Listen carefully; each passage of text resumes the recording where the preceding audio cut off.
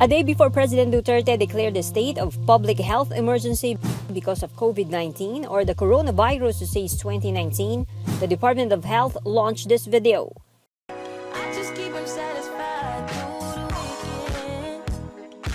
Do like 9 to 5, I'm the weekend. It gives 4 basic ways to prevent COVID-19.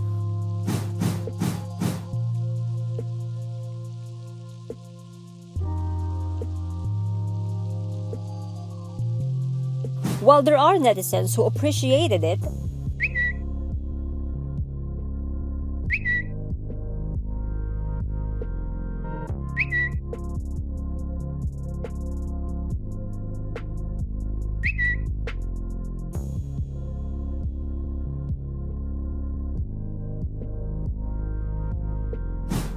there are those who slam the DOH.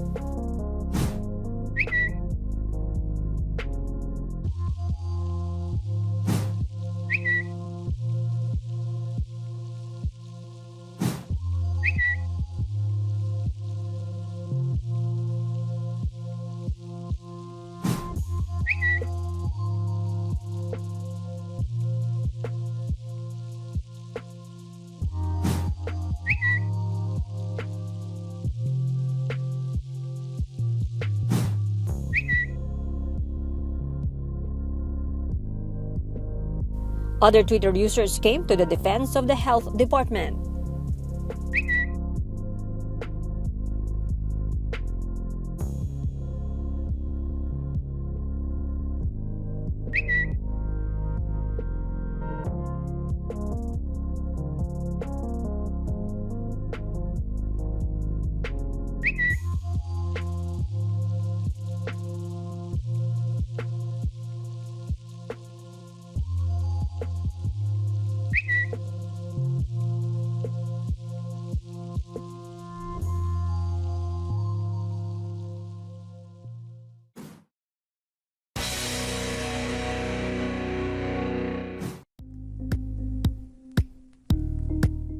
Thank you for watching Politico TV. Please like and subscribe to our channel for more videos.